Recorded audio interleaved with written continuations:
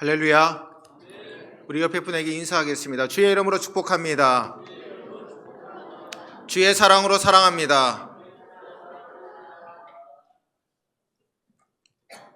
올해 2025년 하나님께서 주만 바라볼지라 우리에게 비전을 주셨습니다. 올 2025년, 24년도에 있었던 여러 가지 어려운 일들 믿음으로 다 내려놓으시고 새로운 2025년 정말 주님만 바라보시고 믿음으로 승리하시는 저와 여러분들 되시기를 주의 이름으로 축원합니다. 개성시 북쪽 16km 지점에 천마산 아래에 박연폭포가 있습니다. 근데 그 폭포로 가는 길에 1m 정도의 이런 뛰어넘는 곳이 있다고 합니다. 두 절벽이 마주보면 만나는 곳인데 그 간격이 1m 정도 됩니다. 근데 여러분 평지에서 1m 정도는 얼마든지 뛸 수 있습니다. 근데 두 절벽이 마주보고 있는 곳에 있는 1m는 쉽지 않습니다. 왜냐하면 밑에 낭떠러지가 보이기 때문이죠. 그곳을 건널 수 있는 사람은 너무나 드물다고 합니다. 그래서 그 간격을 그리고 그곳에 있는 곳을 결단의 바위라고 이야기를 합니다. 밑을 바라보지 않고 평지라고 생각하면 얼마든지 뛸 수 있지만 너무나 깎아지는 그 낭떠러지를 뛰어넘을 수 없기 때문에 그곳을 결단의 바위라고 얘기를 합니다. 여러분, 우리가 믿음 생활할 때 나만 바라볼 때가 있고 나와 하나님을 동시에 바라볼 때가 있고 또 한 가지는 주님만 바라보는 삶의 모습이 있습니다. 여러분들은 분명한 선택을 해야 됩니다. 저도 마찬가지입니다. 나만 바라보고 자신과 하나님을 바라보고 그리고 오직 주님만 바라보는 삶의 분명한 선택을 해야 된다는 겁니다. 그 선택의 순간 가운데 우리에게 분명한 결과가 드러납니다. 성경은 우리에게 분명히 말씀합니다. 자기만 바라보면 그리고 양다리를 걸치게 되면 분명한 결과가 주어지게 되는 것이죠. 그러나 주님만 바라보면 우리에겐 반드시 은혜가 있고 하나님의 능력이 우리에게 주어진다는 사실을 분명히 믿으시기를 주의 이름으로 축원합니다. 제가 말씀을 준비하다가 바라봄의 원칙이라고 하는 최용우라는 분이 쓴 글을 하나 읽게 되었습니다. 잠깐 여러분들에게 소개해 드리려고 합니다. 우리는 우리가 바라보는 것을 얻게 됩니다. 우리는 우리가 바라보는 것을 닮게 됩니다. 우리는 우리가 바라보는 것에 의해 변화되게 됩니다. 하나님을 바라보면 하나님을 믿게 됩니다. 하나님을 바라보면 하나님을 닮게 됩니다. 하나님을 바라보면 하나님에 의해 변화됩니다. 인내를 가지고 끝까지 바라보면 끝내 그것을 얻게 됩니다. 인내를 가지고 끝까지 노력하면 끝내 그분을 닮게 됩니다. 인내를 가지고 끝까지 하나님을 바라보면 마침내 하나님과 하나가 됩니다. 사랑하는 우리 성도 여러분, 오늘 이 시간 하나님을 바라보게 될 때 인내하고 변화받고 새로워지시는 저와 여러분들 되시기를 주의 이름으로 축원합니다. 신년 말씀을 준비하는 가운데 우리가 정말 주님을 바라보는 삶, 주만 바라보는 삶이 어떠한 의미인지 함께 은혜를 나누고자 했습니다. 그 말씀을 준비하는 가운데 저에게 주님이 물으셨습니다. 너는 주만 바라보고 있냐? 나만 바라보고 있느냐라고 주님이 계속해서 물으셨습니다. 부끄러운 순간들이 참 많았습니다.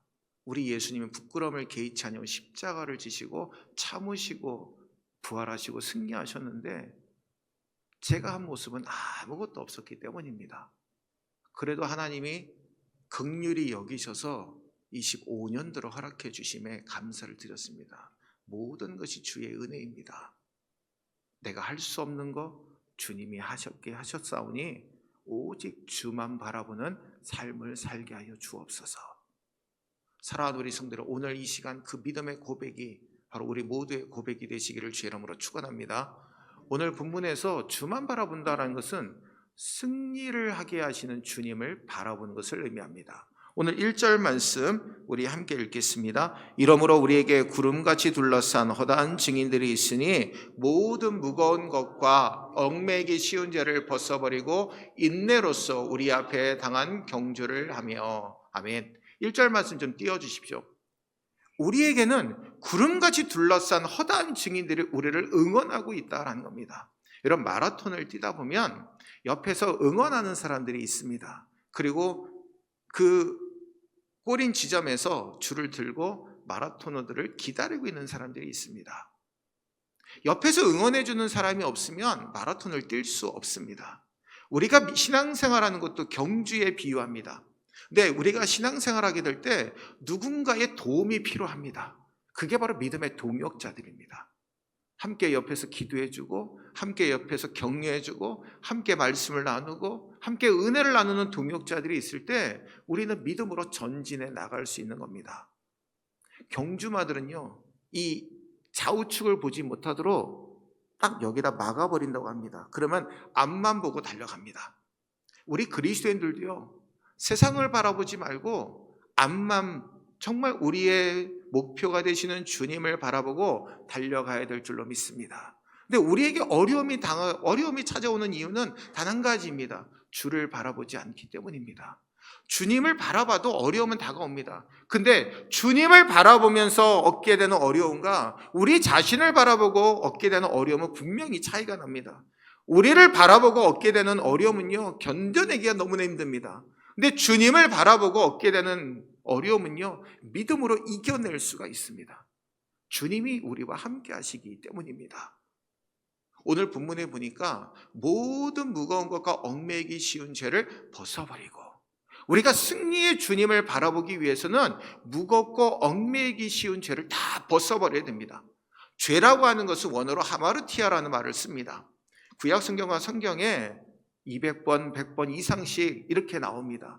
근데 그 하마르티아라고 하는 말은 관역에서 벗어난, 레일에서 기차가 탈선한 거, 그리고 또한 빗나간 거, 이것을 바로 죄라고 얘기합니다. 여러분, 우리 사진 같은 데 보면 기차가 달리다가 레일에서 탈선하게 되는 그런 광경을 보게 되셨을 겁니다. 바로 그것이 죄라고 하는 겁니다. 정상적으로 가고 있던 길에서 빗나가서 탈선해서 나아가는 것이 바로 죄라고 하는 겁니다. 근데 이 죄라고 하는 것은요, 하나님과의 관계를 완전히 단절시켜 버립니다. 여러분, 어렸을 때 땅 따먹기 한번 해보셨죠? 땅 따먹기를 보면 조금씩 영역을 확장시켜 나갑니다. 죄라고 하는 놈도 마찬가지입니다. 우리를 넘어뜨리기 위해서 처음에는 작은 영역만 요구합니다. 내가 너의 마음의 한쪽 귀퉁이에다가 그냥 내 자리 하나만 만들어 놓을게. 그냥 표시만 해놓을게. 두려워하지 마. 표시만 해놓을게. 영역도 차지하는 게 아니라 표시만 할게. 우린 너무나 쉽게 허락을 합니다. 근데 조금씩 죄라고 하는 놈은 땅 따먹기를 합니다. 돌을 튕겨가면서 자신의 영역을 침범해 나갑니다. 어느 순간 죄가 이기다 보니까 내 마음의 영역은 하나님은 없고 죄라고 하는 그 어둠의 세력이 가득하게 채워지고 말았다라는 겁니다. 이러면 주님을 바라볼 수 없습니다. 그렇기 때문에 우리는 무겁고 얽매이기 쉬운 죄를 벗어버려야 됩니다.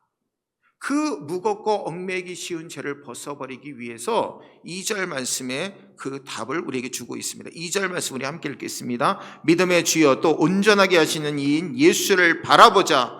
그는 그 앞에 있는 기쁨을 위하여 십자가를 참으사 부끄러움을 개의치 아니하시더니 하나님 보좌 우편에 앉으셨느니라. 아멘.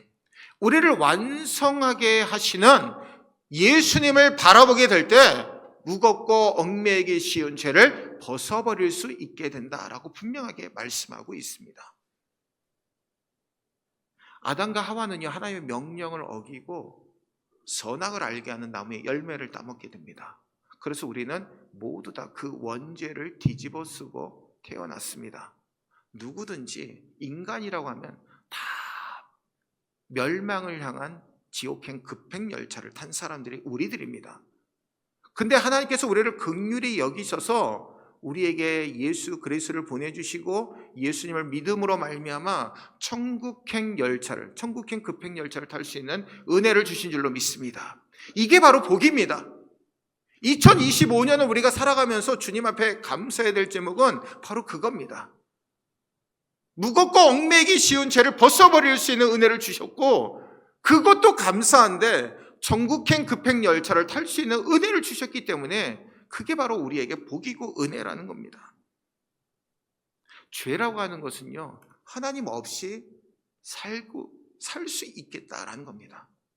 예수를 믿었음에도 죄악 가운데 쉽게 빠지는 이유는 살아보니까 예수님 안 믿어도 뭐 큰 문제 없고, 예수님 믿어도 크게 변화되는 게 없으니까 똑같이 생각을 하는 것이죠.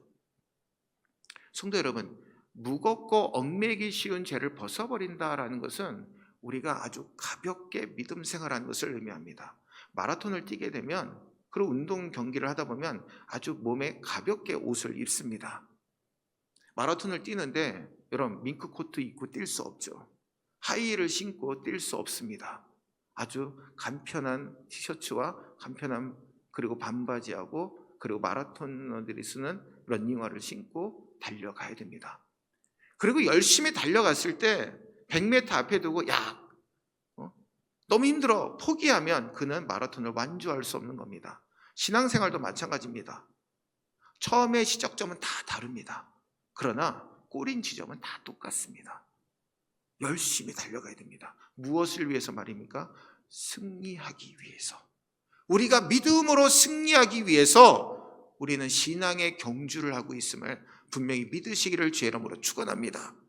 오늘 또한 두 번째로 인내로서 우리 앞에 당한 경주를 하며, 아멘. 우리 주님은요, 우리에게 인내의 모습을 분명하게 보여주셨습니다. 세상 가운데 살아갈 수 있는, 정말 세상을 이길 수 있는 인내를 우리에게 보여주셨습니다. 우리 예수님이 십자가에 인내하셨잖아요. 누가 그 십자가에 매달려서 죽임을 당합니까? 아무도 할 수 없습니다. 우리 예수님만이 그 십자가에서 인내하시고 우리의 모든 죄를 주님의 보혈로 우리의 모든 죄를 다 사하여 주신 은혜를 베풀어 주셨습니다.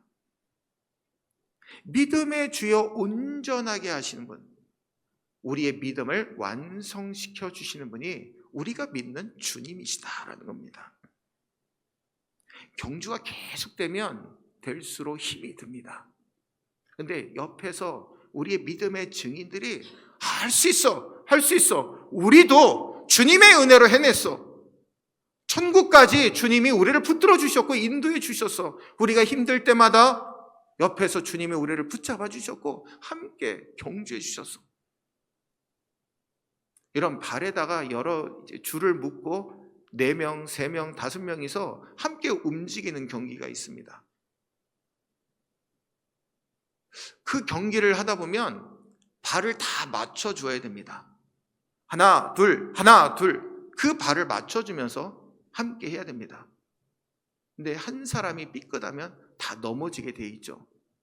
우리 주님도 마찬가지입니다. 우리가 걸어갈 때 힘차게 걸어갈 수 있도록 우리에게 구령을 맞춰주고 계신다는 겁니다.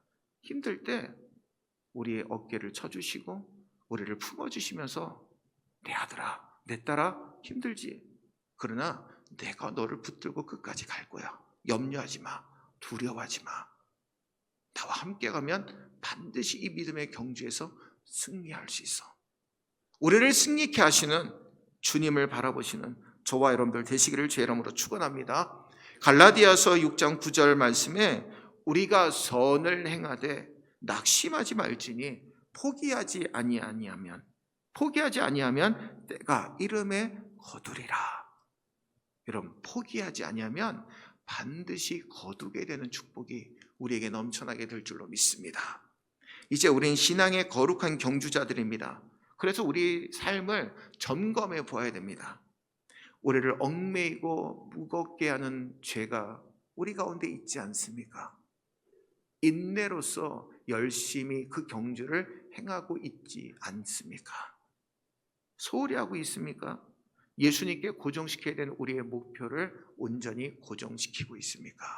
여러분, 이 세 가지 질문에 분명한 답을 내리시고 승리의 주님을 바라보시는 우리 모두가 되시기를 주의 이름으로 축원합니다. 두 번째로, 우리가 주만 바라보면 징계가 사랑의 표시임을 알게 됩니다. 오늘 5절에서 8절 말씀 우리 함께 읽겠습니다. 또 아들들에게 권하는 것 같이 너에게 권면하신 말씀도 잊었도다. 일렀으되 내 아들아, 주의 징계하심을 경히 여기지 말며 그에게 꾸지람을 받을 때에 낙심하지 말라. 주께서 그 사랑하시는 자를 징계하시고 그가 받아들이시는 아들마다 채찍질하심이라 하였으니 너희가 참음은 징계를 받기 위함이라. 하나님이 아들과 같이 너희를 대우하시나니 어찌 아버지가 징계하지 않는 아들이 있으리요? 징계는 다 받는 것이거늘 너희에게 없으면 사생자요 친아들이 아니니라. 아멘. 저는 이 8절 말씀이 참 와닿았습니다. 징계는 다 받는 것이거늘 너희에게 없으면 사생자요 친아들이 아니니라. 말씀을 준비하는 가운데 제 마음을 이 말씀이 계속해서 쳤습니다. 징계는 다 받는 것이거늘 너희에게 징계가 없으면 사생자이고 친아들이 아니니라. 우리는 누구입니까? 하나님의 자녀인 줄로 믿습니다. 여러분 함께 따라할까요? 우리는 하나님의 자녀입니다. 아멘. 여러분, 우리는 하나님의 자녀입니다. 하나님이 사랑하시는 자이죠. 사랑하는 자에게는요, 잔소리도 하고 관심도 갖고요, 징계도 합니다. 책망도 합니다. 50이 넘은 아들에게 차 조심해라, 길 조심해라, 앞에 돌뿌리가 있을지 모르니까 앞에 잘 보고 다녀라. 아유, 내가 무슨 서너 살 먹은 어린애예요? 여러분, 근데 부모님의 일지 여의신 분들은 그게 기억에 남는다고 합니다. 옆에서 누군가 무엇을 해줄 수 있는 사람이 없으니까. 사랑하는 우리 성도 여러분, 징계는 다 받는 것입니다. 징계가 우리에게 없으면요, 우리는 사생자이고 친아들이 아니라는 겁니다. 하나님의 자녀는요, 하나님이 주시는 징계를요, 사랑의 표시로 여겨야 됩니다. 하나님이 우리 교회를 축복하시기 위해서 여러 가지 어려움도 주시고 힘듦도 주십니다. 근데 우리 교회를 사랑하시기 때문에 그 징계도 주시는 겁니다. 여러분, 사랑의 반대어는요, 무관심입니다. 무관심하면요, 돌아보지도 않습니다. 근데 관심이 있으면요, 계속해서 돌아봅니다. 사랑하는 연인들은요, 전화기가 정말 뜨거워져도 그 전화기를 놓지 않습니다. 제가 예전에 저희 친구 집에서 자취를 하는데 그 친구가 이제 연애를 하는 거예요. 연애를 하는데 정말 그 전날 8시부터 새벽 5시까지 그 전화가 끊어지질 않고 있는 것을, 저는 그때 이제 여자친구도 없고 아무도 없을 때였는데 완전히 모태 솔로였었는데, 그러면 뭐 할 말이 저렇게 많어? 저녁 8시부터 새벽 5시까지 쉬지 않고 전화를 하는 거예요. 그 전화기가 계속 된다는 자체가 너무나 놀라웠던 기억이 있습니다. 그때 당시에 커플 요금제라고 있으니까 둘이 생전 전화를 해도 요금은 그렇게 크게 나오지 않고 그 요금 그대로 했던 기억이 납니다. 그래서 끝나고 나서 제가 그 다음날 물어봤어요. 너는 뭐 이렇게 할 말이면, 너도 한번 연애해봐. 그러면은 할 말이 무수하게 쏟아져. 여기서 전화 끊지? 난 여기서 끝나. 어떤 순간에도 전화를 놓지 말아야 돼. 무슨 말이라도 다 해야 되니까. 근데 제가 연애를 하게 되니까 그렇게 되더라고요. 정말 전화기를 놓지 않고 졸음이 오면서도 입은 계속해서 쉬지 않는 저의 모습을 본 적이 있습니다. 여러분, 우리도 하나님을 바라보면 이렇게 된다라는 거죠. 하나님을 설레고 정말 하나님을 만나는 것이 설레고 기대되면요, 기도 시간이 너무나 기뻐집니다. 찬송하는 게 너무나 기뻐집니다. 말씀을 듣는 시간이 너무나 기뻐집니다. 하나님 내게 오늘 어떤 말씀을 주실까? 하나님 내게 어떠한 응답을 주실까? 하나님 나를 얼마나 사랑의 언어로 나를 붙들어 주실까? 그 은혜를 기억하게 된다라는 것이죠. 6절에 주께서 그 사랑하시는 자를 징계하시고 그가 받아들이시는 아들마다 채찍질 하심이라 하였으니, 우리를 하나님의 자녀 삼아 주셨기 때문에 책망과 지혜도 주시는 겁니다. 예수 믿기 전에는 우리 의지대로 살았습니다. 내가 중심이 되었고 내가 잘해서 조상의 덕인 줄 알고 모든 것이 우연되어서 잘된 줄 알았습니다. 근데 예수 믿고 나보니까 그게 다 아니었다라는 거죠. 우연이 아니라 필연이었구나. 모두 다 하나님의 은혜였구나. 하나님의 계획이었구나. 깨닫게 되었다라는 겁니다. 우리가 예수님을 믿는다라는 것은요, 우리가 죄인임을 시인하고 하나님과의 관계가 회복되는 것이 바로 은혜입니다.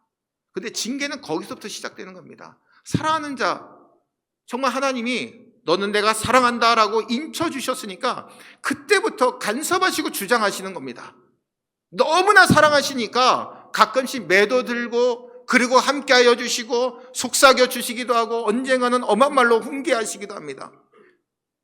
성경에서 징계라는 말은요, 훈육이라는 말로 많이 사용이 됩니다. 즉 바른 길로 가도록 이끌어주는 것, 그게 바로 훈육이라는 거죠. 여러분, 요즘 교사들의 모습을 보면 양분된 모습을 보게 됩니다. 정말 존경하는 모습이 있고 또 한편으로는 교권이 추락한 모습이 있습니다.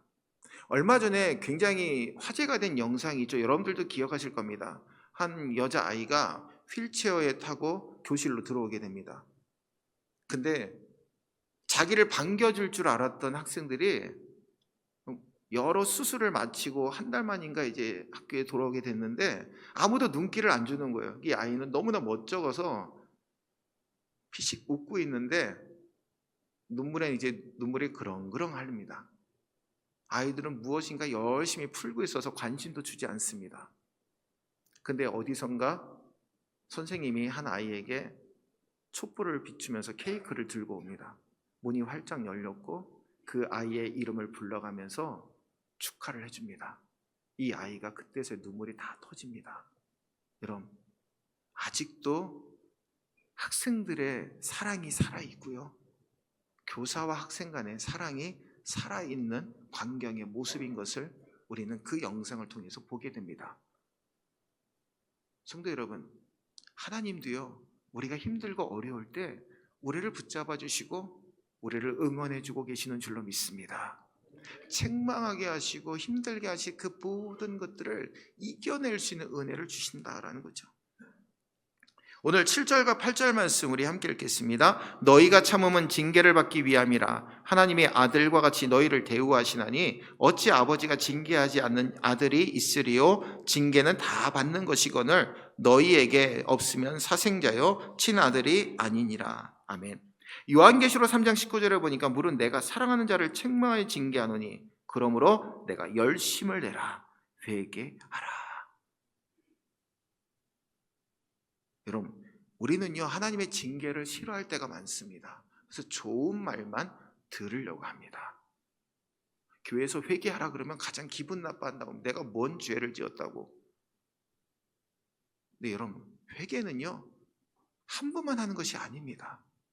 구원파는 일생에 회개 한 번이면 된다고 하지만 말도 되지 않는 일입니다. 믿음이 커지면 커질수록 더 많이 하게 되는 것이 회개입니다. 하나님, 내가 더 믿음 가운데 살지 못했습니다. 용서하여 주시고 저를 붙들어 주시옵소서. 믿음 가운데 살게 도와주시옵소서. 주님, 힘 있는 발로 붙들어 주시옵소서. 회개가 무엇입니까? 우리가 잘못된 길로 걸어갔을 때 방향을 선회해서 올바른 길로 걷는 것이 회개입니다. 주님은요 회개하는 자를 기뻐하십니다. 사랑하는 우리 성도들, 우리 모두 다 주님의 책망하심을 겸손하게 받아들이셔서 날마다 우리에게 사랑의 은혜로 징계를 주시는 주님만을 바라보시는 저와 여러분들 되시기를 주의 이름으로 축원합니다. 우리 마지막 함께 따라할까요? 오직 주님만 바라보기 위해서 가지치기를 잘합시다. 10절과 11절 말씀 우리 함께 읽겠습니다. 그들은 잠시 자기의 뜻대로 우리를 징계하였거니와 오직 하나님은 우리의 유익을 위하여 그의 거룩하심에 참여하게 하시느니라. 무릇 징계가 당시에는 즐거워 보이지 않고 슬퍼 보이나 후에 그로 말미암아 연단받은 자들은 의와 평강의 열매를 맺느니라. 아멘. 여러분, 의와 평강의 열매를 맺는 자들이 누구입니까? 연단받는 자들입니다. 징계가 당신 즐거워 보이지 않죠. 누가 책망의 말을 듣는데 좋아할 사람이 누가 있겠습니까? 좋은 말 들어도 짧은 시절인데 여러분, 징계를 듣는데 누가 좋아하겠습니까? 그러나 후에 그로 말미암아 연단받은 자들은 의와 평강의 열매를 맺게 된다라고 말씀하고 있습니다. 여러분, 열매를 맺기 위해서는 종교적인 업적을 많이 쌓는다고 열매 맺는 것이 아닙니다. 열매 맺는다라는 것은 하나님과의 관계가 회복되어졌을 때 열매를 맺게 되는 겁니다. 과수원을 운영하시는 분들에게 한번 제가 사과를 사러 간 적이 있습니다. 여러 그 사과 나무가 쭉 있는데 그분에게 제가 여쭤봤어요. 사과 농사를 지을 때 가장 중요한 일이 뭡니까? 라고 물었더니 가지를 잘 쳐줘야 된다라는 겁니다. 때를 맞춰서 가지를 잘 쳐줘야 된다는 거죠. 그래야지 새순이 돋고 열매가 잘 맺어진다라는 겁니다. 여러 가지 중요한 일들이 많이 있겠죠. 근데 가지치기가 중요하다라는 겁니다. 히브리서 13장 15절에 오직 선을 행함과 서로 나누어 주기를 잊지 말라. 하나님은 이 같은 제사를 기뻐하시느니라. 아멘. 우리가 하나님의 은혜가 통로가 되어서 은혜의 통로가 되어서 다른 사람들에게 하나님의 은혜가 전달되게 하는 삶 자체, 이게 바로 열매, 하나님께서 우리에게 맺게 하시는 열매입니다. 의와 평강의 열매는요, 우리가 안식하게 하시는 것이고요, 그 안에서 하나님의 은혜의 통로가 되게 하시는 것이 하나님이 우리에게 맺게 하시는 의와 평강의 열매입니다. 세상 사람들은요, 이익이 된다고 하면 열리를 제쳐놓고 막 달려갑니다. 근데 우리 그리스도인들은요, 그게 옳은 일이 아니라면 단호하게 거부해야 됩니다. 오늘날 우리나라가 이렇게 혼란하게 된 이유가 무엇입니까? 옳지 않은 일에 발을 담궜기 때문입니다. 우리 기독교가 왜 책망의 소리를 듣게 됐습니까? 옳지 않은 일에 발을 담궜기 때문입니다. 하나님이 하지 말라고 하는 일을 열심히 했기 때문에 이 결과가 온 겁니다. 그러면 답은 명확합니다. 하나님이 하라고 하는 일만 열심히 하면 됩니다. 오늘 믿음의 주요 또 완전하게 하시는 이인 예수를 바라보자. 오직 주만 바라보고 믿음으로 승리하시는 우리 모두가 되시기를 주의 이름으로 축원합니다. 여러분, 나무 하나하나를 살펴보면 죽은 가지가 있을 땐 사정없이 잘라버려야 됩니다. 가지치기를 잘해야 되는 것이죠. 근데 우리 자신을 볼 때 아유, 이거는 남겨둬야 돼. 여러분, 방을 정리할 때, 책상 정리할 때 가장 중요한 핵심은 버리는 겁니다. 저도 책상 정리하다 보면 이건 남겨놔야지 남겨놓은 거 나중에 사용하지 않더라고요. 상자를 갖다 놓고 필요 없는 거는 과감하게 버려야 됩니다. 제가 책상 정리하면 너무나 남겨놓다 보니까 저희 집사람이 옆에서 여보, 그건 버려. 그거 필요 없어. 나중에 안 쓸걸? 내 말대로 안 쓸 거야. 근데 정말 안 쓰게 되더라고요. 필요 없는데도 너무나 쟁여놓는 습관이 있다 보니까 그거를 버리지 못하는 제 자신을 보게 되었습니다. 우리가 예수님을 믿게 되면요, 예수를 믿는데 방해가 되고 장애물 되는 거 있으면 단호하게 버려야 될 줄로 믿습니다. 바로 그게 가지치기입니다. 농부는요, 생각 없이 가지치기 하지 않습니다. 하나님도 우리에게 생각 없이 가지치기 하지 않으십니다. 우리에게 필요 없는 부분은 다 잘라내십니다. 그때는 아프고 힘들지 몰라도 하나님은 우리 그 가지치기를 통해서 하나님의 영광을 더 크게 사용하여 주실 줄로 믿습니다. 가지는요, 나무에게 잘 붙어 있으면 됩니다. 가지는 이렇게 얘기하죠. 나무야 너무 고마워, 뿌리야 너무 고마워, 내게 영양분을 공급해줘서 열매를 맺게 해주니 너무나 고마워. 가지가 떨어져서 밖에 떨어지면 땔감으로 쓸 수밖에 없습니다. 여러분, 열매를 많이 맺게 되면 우리 열매를 많이 맺게 되는 비결 중에 하나는 예수님 안에 거하는 겁니다. 예수님 안에 거한다라는 것은 위치적인 관계가 아니라 관계적인 문제라는 거죠. 바로 우리가 예수님 안에 있다라는 것은 하나님과 예수님과 우리 사이의 관계가 잘 맺어져 있는지가 관건이라는 겁니다. 우리가 열매를 맺는 것은요, 우리의 지식이나 물질 이런 걸로 맺어지는 것 아닙니다. 하나님과의 관계가 회복되었을 때 그 열매가 맺어지는 겁니다. 우리가 예수님을 믿다 보면요, 주의 말씀을 가까이 하게 됩니다. 근데 말씀을 우리 심령 가운데 담게 되면요, 어느 순간 무엇이라 표현할 수 없는 기쁨이 누려지게 됩니다. 제가 말씀을 나누는 목사님 계시는데 그분하고 2시간, 3시간을 있으면 시간 가는 줄 모릅니다. 서로 막 은혜가 넘칩니다. 그 목사님 이야기하다가 말씀을 나누다가 울기도 하고요, 웃기도 하고 박수도 치고요. 너무나 그 시간이 소중합니다. 그리고 우리 교회 성도님들을 위해서 기도할 때 그 시간이 저에게 너무나 소중합니다. 우리 화정제일교회 너무나 행복한 교회, 너무나 좋은 교회, 제가 너무나 좋은 우리 성도님들을 만났기 때문에 전 너무나 행복합니다. 그래서 여러분들의 이름을 불러가면서 기도할 때마다 하나님이 큰 은혜를 주십니다. 제가 다른 거 다 기억을 잘 못합니다. 잊어버리면 찾아주는 사람이 있기 때문입니다.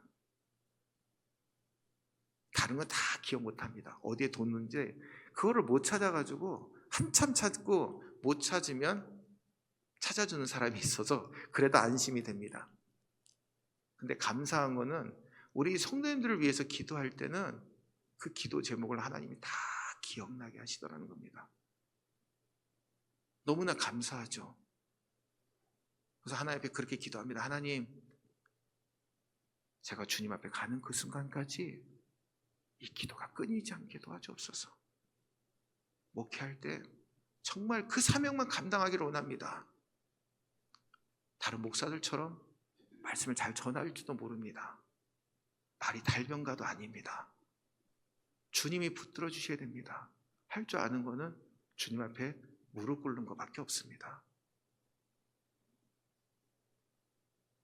생각해 보니까 하나님의 은혜가 아니면 제가 이 자리에 설 수가 없더라고요. 하나님의 은혜가 아니면 이렇게 좋은 성도님들을 만날 수 없더라고요.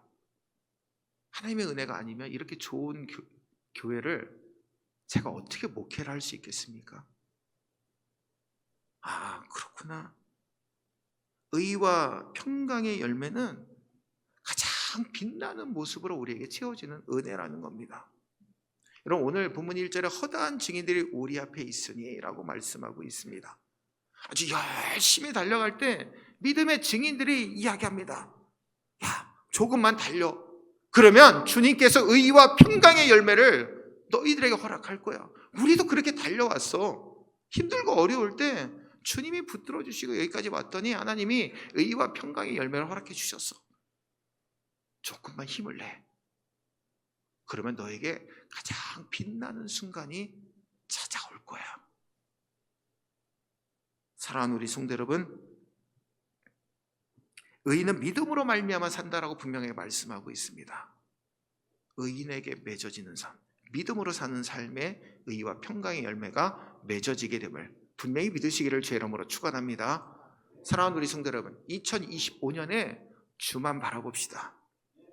승리케 하시는 주님만 바라봅시다.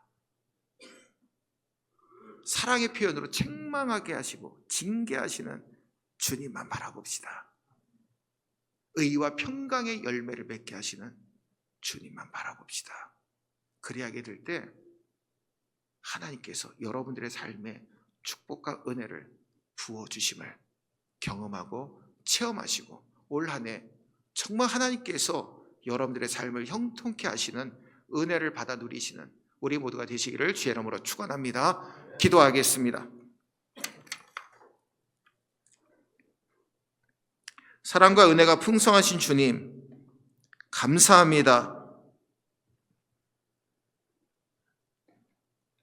힘든 2024년 마치게 하시고 새로운 2025년 믿음으로 시작할 수 있게 하시니 감사합니다. 우리 모두 다 신앙의 경주 가운데 승리하게 하시는 주님만 바라보게 도와주시옵소서. 우리가 곁길로 가지 않도록, 잘못된 길로 가지 않도록, 바른 길로 가도록 사랑의 표시로 징계하시는 주님만 바라보기를 원합니다. 징계가 다가 아니라 우리가 그 징계를 통해서 다시 일어서게 됨을 믿습니다.